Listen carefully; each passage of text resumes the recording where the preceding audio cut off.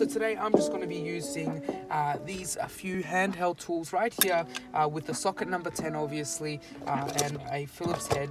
And yes, just the basic necessities, as you guys will see while I'm installing. I'm just going to start off by we're going to start off by removing the air conditioning controls right here. Now once you do, slip it under, just keep pulling, slide it to the left, keep pulling, and this will just pop right out for you.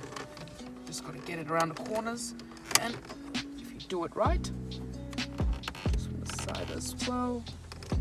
There we go. So this is all held in together by clips. So you're gonna require a little bit of pressure and pull. There you go. And as you can see, it is all just one plug at the end, which you want to pull down the plug on, and that's it. As simple as that. And now we have the air conditioning units out, and we can pop this aside. We have one bolt here.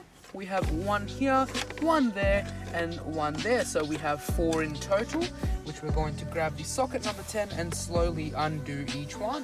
There we go. Just unlock. Install the hard disk. A few seconds. So, there we go. As you can see, it's a little bit of a... Grab it from right there. That's this upper lip, and just pull. And now once you take it off, you have all these various connections in the back. So what you want to do is just grab them by the pins and one by one start taking them all off.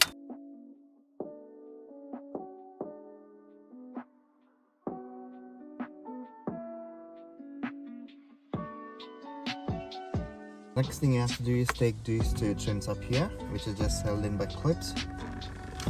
Just touch up a little bit of force. There we go. Same as the other one. And this has a clip. There you go, you just take that out. And next we got 2 10mm screws up here on either side of the unit.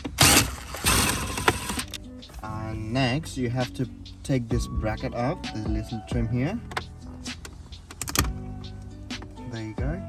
And you don't have to unplug any of them, you can just leave it hanging here. 2 10mm sockets at the bottom of the unit, which I'm taking them out now.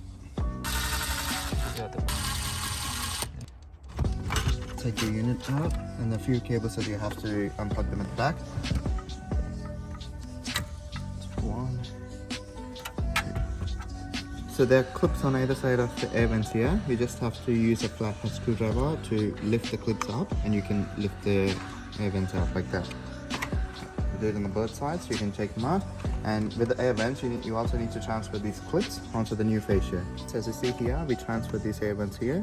It just clips in exactly the same place that you took the factory one off from. And we also transfer these clips from the old fascia. So let's go ahead and look at the cables. So before putting the unit in, what I've done is I ran the microphone up here from the top of the steering wheel and taped off the extra cable. And then I also ran the GPS, which I sticked it at the top here, which would have a good reception. And I've run the cable behind the air vents here, so that we wouldn't be blocking anything. And next I've run the USBs here, as you see,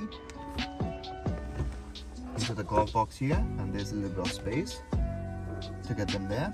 And now let's start connect the power cable up.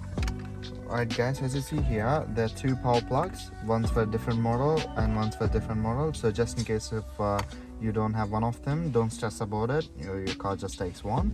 And in our case here, we've been using this one here, which plugs right into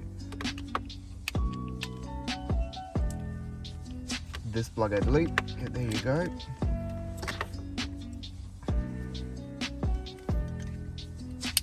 Got one more here.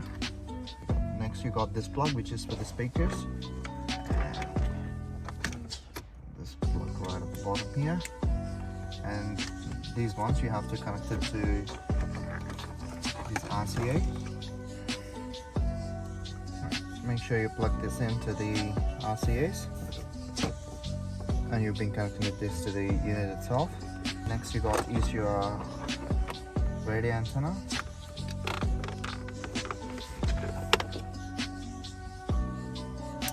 This plug here, which controls your AC control. So the first thing you have to do is to connect the power itself, which is this black one here, going to that spot there. And the next you got is this canvas plug here, the gray one, which go into that slot there. That's perfect. And purple and blue wire here. We should go up here. Upside down. There we go. Nice and easy. These RCAs here, which you have just connected it now. Into this slot up here. Grey wire here, which should go into this slot here, straight up. And there's one factory plug that you have to plug it straight into this blue slot here. There we go. And there's one more RCA line at the top here. So this slot here is for the Wi-Fi antenna, which is labeled Wi-Fi here. And the next we got is the GPS. This plug here, which we just sticked up at the top. 4 USBs here, which are the 2 plugs here. They should go right at the top here. Here is the video retention, which says video output, which is coming from the main power cable. We need to connect that to a video in cable here, which would retain our factory camera. And last, we plug in our radio antenna itself. Light button, which is this one here, which goes into this cable here. Plugs in right there. That's pretty much it. Okay girls, make sure nothing's blocking your way when you are plugging the unit in, and then you can lock the unit to the place.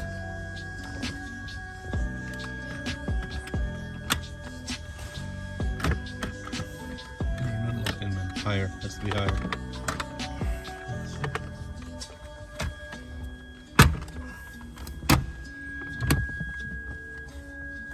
Make sure all the clips are clipped in, and then we got 2 screws to secure it on either side of the unit.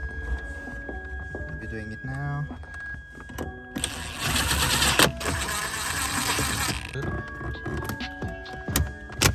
There we go. Like this passenger seat belt warning belt. Then you have to pop under the unit, and then